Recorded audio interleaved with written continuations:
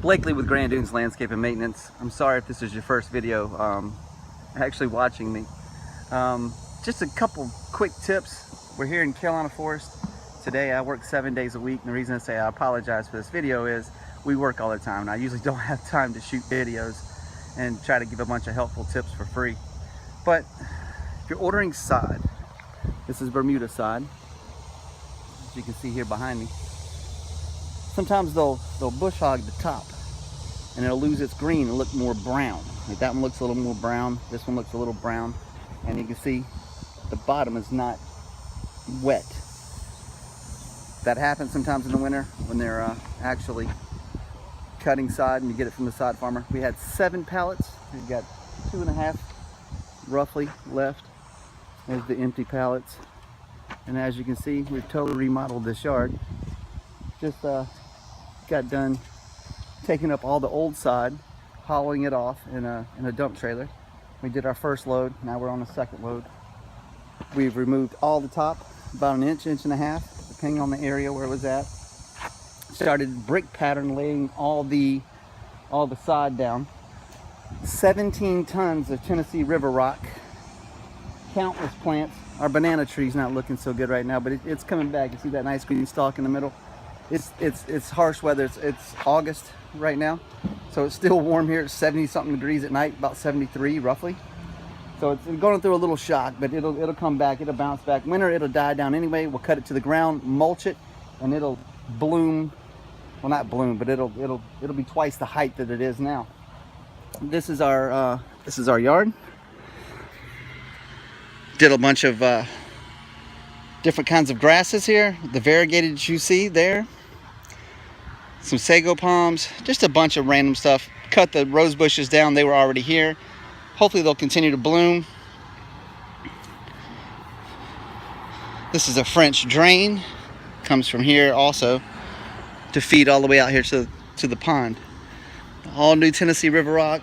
I guess he was gonna have a fireplace at one time. Didn't. As you can see, the old grass that was here, this is centipede in the neighbor's yard.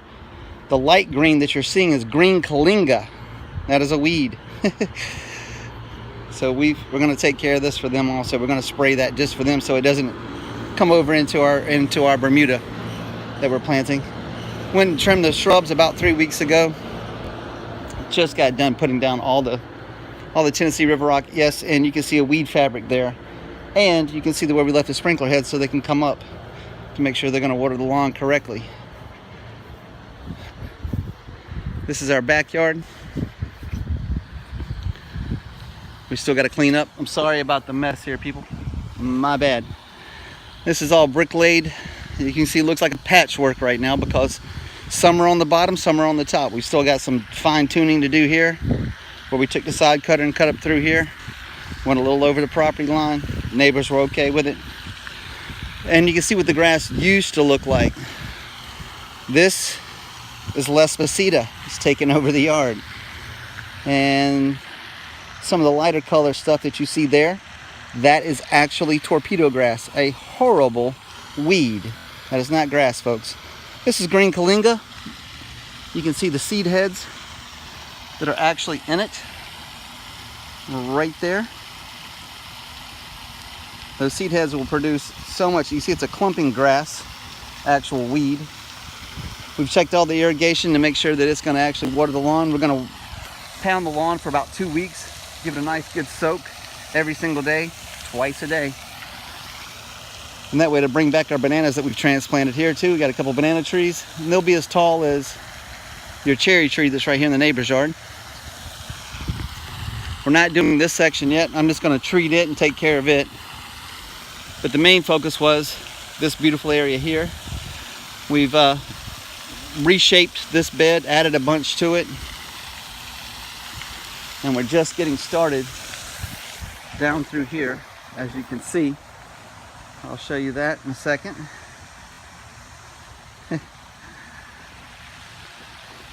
We're fertilizing also at this time. We're putting an insect killer down.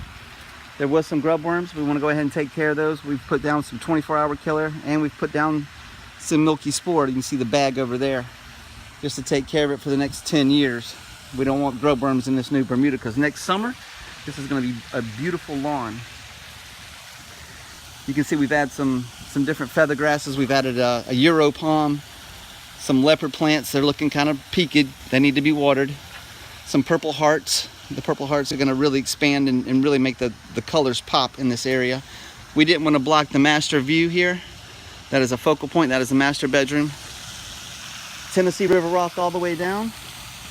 Nice little line that we cut here, as you can see, between the neighbor's property and the lake here. And we just kind of went around the edge because we didn't want to go crazy. If you notice, we also dug out from underneath the fence. That way, any weeds that are there and the grass will all just be Bermuda. A lot of guys are just cheap and they'll leave grass underneath that edge. They'll leave the centipede. Then you got centipede mixed with your Bermuda.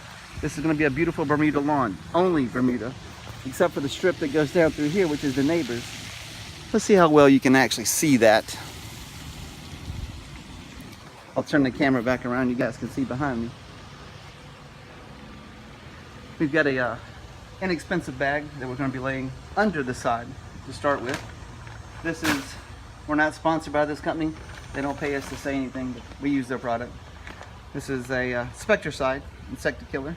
This is an insecticide, granular, that will go down on the bare dirt. Yes, it will. And then we'll add some on top. Also, we use a different chemical, but something the homeowner you can do. If you're gonna do it yourself, go ahead and lay it down. While you're here, while you're underneath the soil, go ahead and put that down and then do it on top also. That way you're go ahead and getting any grub worms or anything else that may be in this soil affecting it. 2 days ago, when we were removing a portion of this side, we had a mole come through. Moles eat grub worms. So if we can eliminate the food source for the moles, then we won't have any damage from moles or grub worms. That's the point. And I won't take it to the front yet. But as you can see, that's what we're doing. Let's go around through here. Some more leopard plants. These are pink muley grass. See if I can get this to show up pretty good. Sorry about my hands being dirty. We've been working. You see that little flower head maybe? It's pink. That is a pink muley grass. A lot of ladies love that, especially when it's in full bloom. As you can see, we still have some more plantings we're gonna do. We've really filled this bed out pretty well. Got the purple hearts here, some more sagos we've added. Can't wait for these to bloom. Some more of the pink muley grasses here by the front door. Trim the shrubs down, got them real nice and low. Purple heart to really take over. If these purple hearts, if they should break off like this, you can replant these and that will continue to grow. We save these, we don't throw that away. And if you can see, there's a little flower on the end. It's easier to show somebody that flower and try to explain what it's going to look like. But it's light blue on this purple, and the stamen are yellow, if you can see those. Hopefully I can get it close enough. Doesn't look like I'm going to be able to. I apologize. I'm trying to be quiet. We have children sleeping today. Let's go back around the side here.